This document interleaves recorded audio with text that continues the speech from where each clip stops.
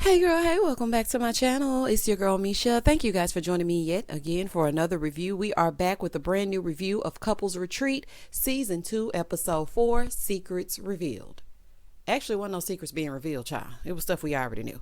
But child, if you are new here, then welcome. I give lighthearted reviews with a little bit of laughter and a little bit of shade and a whole lot of detail. And if you're back for a second or third time, then welcome back. Y'all, please don't hesitate to like, comment, and subscribe to the channel if you get anything out of the content.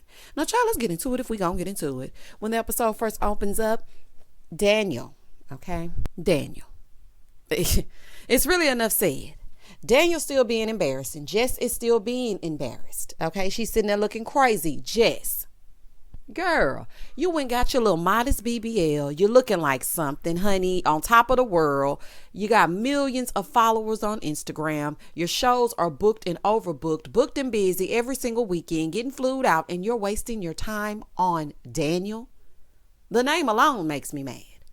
Ugh. So Ronnie asks Jess if she's okay because she's sitting there looking crazy, like I said. And she's like, I don't want to talk about it. So then John, Sally, and AJ, they appear just in the nick of time. Child, where have y'all been? Like, y'all got alternate people filling in, honey. Now last episode, it was Ronnie and Shamari. And now this episode, y'all just appear for a few minutes. Like, what is happening? So they're going to do some speed dating. That's what AJ said. The couples will basically swap partners for a few moments and tell them about the games that they play in their relationship because it's easier to talk to someone else. I'm not understanding how this is going to help. Me telling someone that's in a relationship playing their own games, the kind of games that I'm playing in my relationship, so they can take my games and play the games in their relationship. What are you talking about? This not making no sense to me.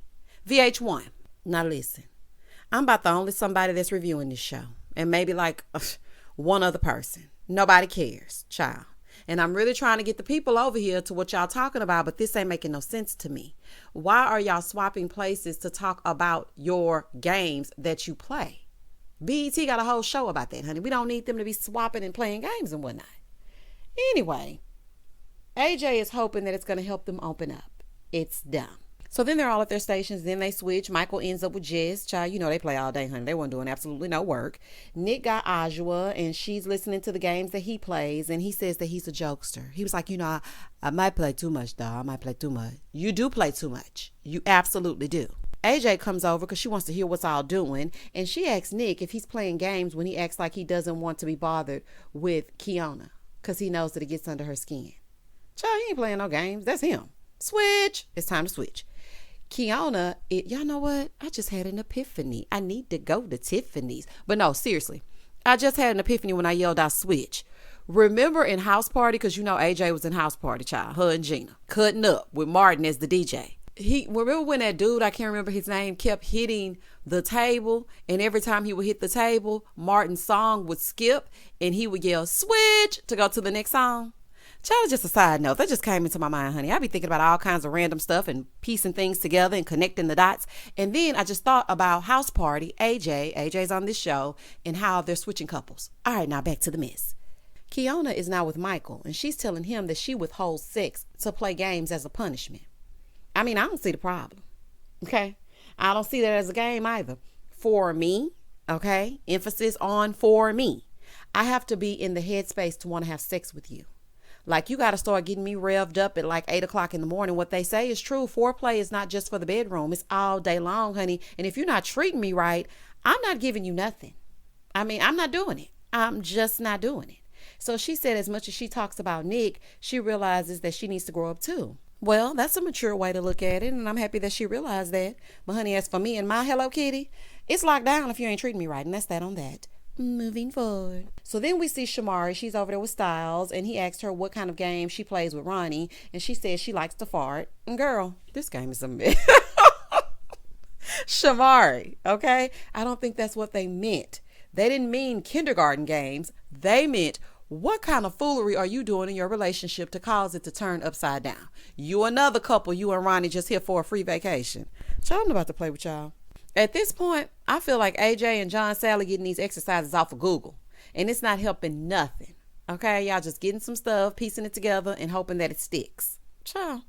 So Daniel is over there telling Claudia that he's just being honest. I'm just being honest when it comes to Jess. I mean, I just got to keep it real. I just got to be honest. It's one thing to be honest and another thing to be tactless. And you don't have any tact. No couth. Okay, what is wrong with you? You're too old not to know the way that you say things hurt her. You know exactly what you're doing.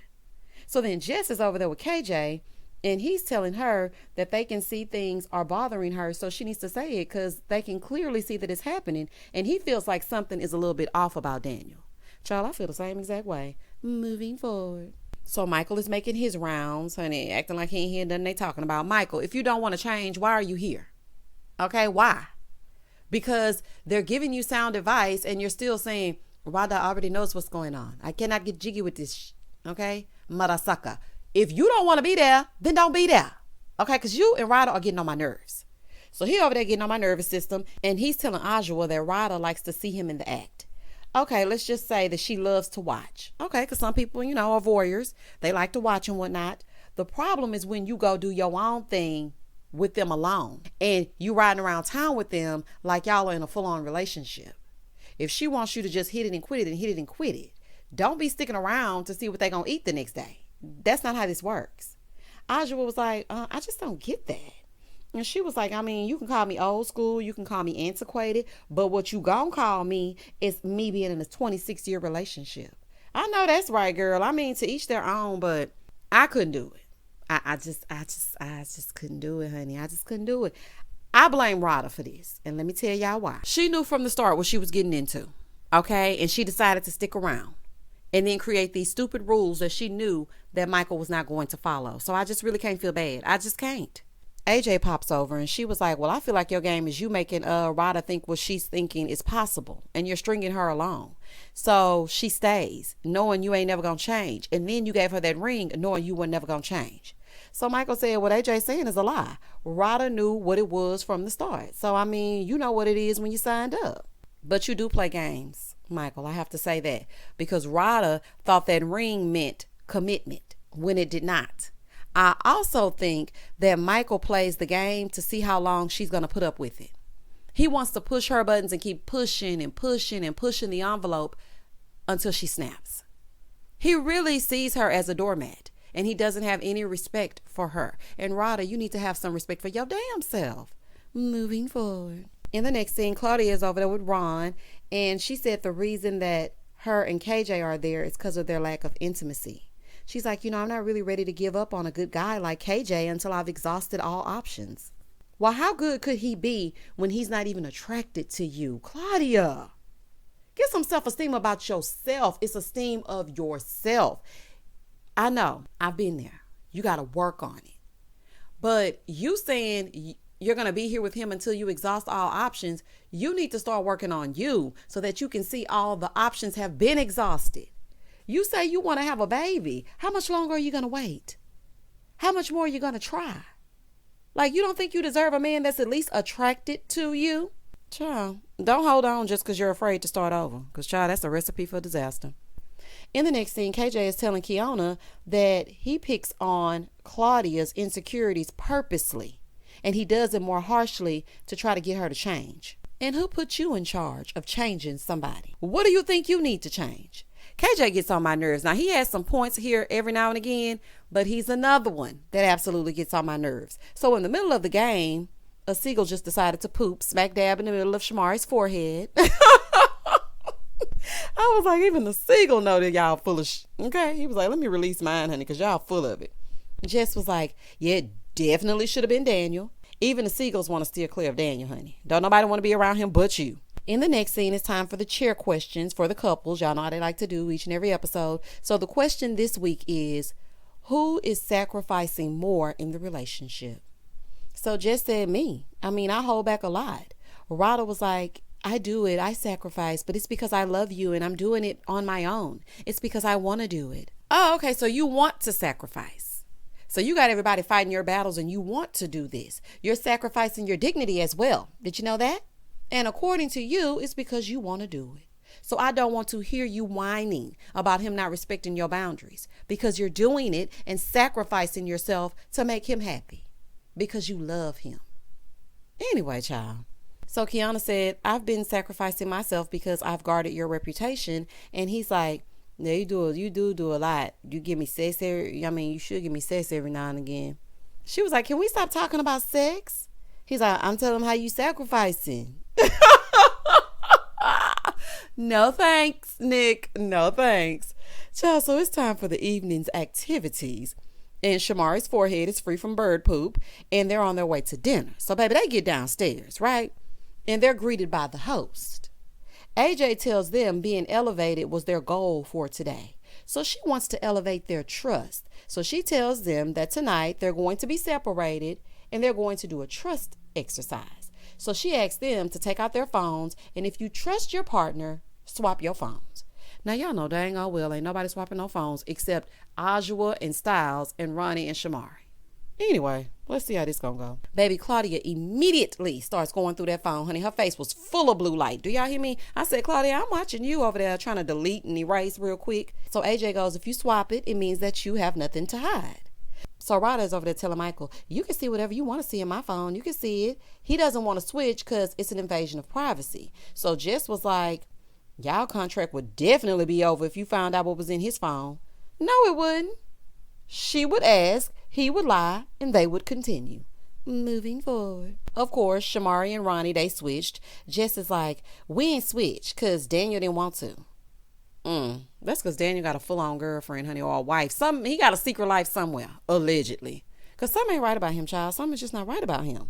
So after their decisions were made, the men and women go separately to eat their dinners. Here go, Nick. I love you at the end of the day. Just remember I love you. No, thank you, honey. I need that phone, honey, right away. So over with the women, AJ is like, if it's really just the two of you, then the men should have swapped phones because, what are you hiding? Let me tell you something. If there was $1 million on the line, there are many people that would leave broke. That phone holds a lot of secrets for a lot of people. You got secret dating apps, you got text, emails, not to mention the people that save male and female's numbers under the same sex name. Like, I'm really talking to Paul, but I got it saved as Paulina. And we texting all day and night and day. And my man is like, oh, you and Paulina, y'all talk all the time. And he's boyfriend number 2. Because the first one, he don't really. Yes, we text all the time. We text all the time. Child, you should have known this group wasn't going to switch no phones, child. So Claudia said that they were going to switch phones, but at the last minute, they decided that they didn't. Claudia, judging from this flashback, it seemed like you were the one that didn't want to switch phones. Talking about, I can see you're uncomfortable. You don't have to. You don't want to, so we don't have to. Claudia, stop it. That was all you. So she was like, I've had the same number my entire adult life, so people have checked on me that are exes, and I don't want him to misconstrue anything. Ma'am, okay. She said I also didn't want to go through his phone. So AJ feels like KJ and Claudia are putting on an act. I do too, child. Moving forward. So AJ was asking Rada how she's feeling, and Rada was like, I'm confused. Well, child, that's the truth. So then Michael is with the men, and he said that he's had that phone since BET's Comic View. I think he said since 1999, so I'm going to go with BET's Comic View. I do not see how you can keep a number that long. Once I evolve, honey, the number evolves with me. Now, sometimes I don't want to change it because I have a lot of things tied to that phone. I've changed my number at least 5 times. But to my defense, there were a lot of crazies that had my phone number. That's why I don't get my number out no more. It ain't happening. You're not calling me. Because once you get my phone, honey, that's attached to all of the kind of stuff. You put it in the Googler, and now you done pulled up my whole life story. Nope. Ain't happening. So Rada was like, I don't really want to check his phone. I just wanted him to give it to me. So Ajua tells her that she needs to be clear with Michael. So in the confessional, AJ was like, it's nothing wrong with being poly, but the two of you have to agree, and they don't, so they need to fix it. So Rada is like, he needs to tell me by the end of the retreat if he's going to follow the rules. Let me tell you right now, he ain't. Moving forward. Child, he ain't gonna do nothing other than what he's already been doing. And that's disrespecting you and doing whatever the hell he wants to do. So AJ said she feels like Rada is being really wishy-washy in the relationship, and it's time to make a decision because she's getting bored. Well, child, nasally Nick tried to tell y'all. He tried to tell y'all 2 episodes ago. We don't care. He tried to tell y'all. I ain't got time. So AJ is like, we're starting to see that Michael and Rada may need a little help in the trust category. Starting to see. Baby, Stevie Wonder can see that these two need help. Girl. In the next scene with the men, Ronnie is speaking to Nick about him handing over his phone, and Nick was like, you know what, I'm not hiding nothing no more. Okay, I've been there, done that. I'm ready to make a change and be all about her. He got a second phone, sis. No, I'm just kidding. I'm just kidding. I am happy to see that Nick is finally acting like he got some sense, because she deserves to be treated properly. I am very happy that he's acting like he got some sense, child. Back with the women, Keonna is telling the ladies that she always goes through his phone while he sleeps. She takes his finger and does the fingerprint thing because he sleeps hard. And she would spend hours and hours doing that. Okay, Mooney Long, honey, not hours and hours. And champagne showers, shrimp and lobster towers. Child, what is happening? She said, I knew it was toxic, but I just needed to know what was going on. Okay, I'm going to say this. That's when you know it's time to go. Okay? Because that's a full-time job. And it's a full-time worry. I already have 3 kids, and now I have to stress about what's in your phone? Nah, I'm good. I remember I used to do that, and then one day, I swear y'all, one day I just looked at his phone, and it was across the room, and it was face down while he was asleep, and I sent him a text, and I said, I'm done. And I meant that. I went to sleep. When he woke up, he was like, what are you talking about? What is this text? I was like, I'm done. I am done. I have not been at peace. My spirit has not been at peace since I met you. I'm constantly worried. I can't even go to the grocery store good. Worried about if you will know the cashier. I'm done. And that's when I had to walk away, honey. It's not worth it at all. So she said she was okay since he handed it over, and she thinks they're past that stage. Okay, girl. Back with Nick, he's with the guys, and so she texts him that she loves him, and he's like, oh, she love me, man. All right, Nick, you all right tonight, okay? You doing all right tonight. He said he appreciated the text, and she said she appreciated his willingness to give up his phone. Child, back with Daniel. He over there saying, yeah, I just need boundaries. I mean, I just feel like that's an invasion of privacy. Cheaters usually do. So Jess feels like he doesn't have to be so cold with the way that he says things. Why you gotta be so rude? Like, why you gotta be so rude? Like, you can just say what it is you're gonna say, but say it in a way that the person can receive it. So the men are over there trying to tell him it's his tone. You don't have to be so raw. Yes, you're being a jerk for no reason. Y'all are still early on. He seemed like he hiding something, y'all. Something not right. Back over here with them, AJ asked Jess when her last relationship was. And she was like, oh, it was with Country Wayne. And she was like, oh, was that public? Girl, was it public? Oh, baby, yes, he did her so raw. I will never forget that, honey. It was all over the shade room and whatnot. And she said she found out that he was married after they had already gotten together, but she feels like he truly loved her even after humiliating her publicly. I wish we knew that love doesn't come with humiliation. I wish we knew that. Like, do y'all think that those two things can coexist? Comment down below if you think humiliation and love can coexist, honey, because I don't. If you love me, you need to shield me from hurt, not cause me to hurt. She said that's one of the men that will always have her back, and she knows he loves her. Child, I just can't. So Claudia was like, who treated you better, Daniel or Wayne? And she was like, Wayne, with no hesitation. Oh, honey. If a married cheater treated you better than Mr. Paid in Full, it's time to exit. Listen to what you are saying. A man that had you all over the blogs, being humiliated, finding out he was married, while you're in a full-on relationship, posting him in y'all skits, he treated you better than Daniel? Back over with the men, Daniel is over there saying, I treat Jess great. No, you don't. Okay? KJ tells Daniel, you're tone deaf. Okay, the way that you say things, they don't come across right. He really is tone deaf, and he's not trying to hear the advice that y'all are giving. He hides under the guise of, I'm just being honest. I'm just keeping it real. So then on the other side, Jess gets real emotional, and she's like, I've never been treated right in a relationship. I've never been given love. And let me just say this. I can relate to that. When she started tearing up, it made me think back like, man, me either. At 39, I do not feel like I've ever really been, maybe one.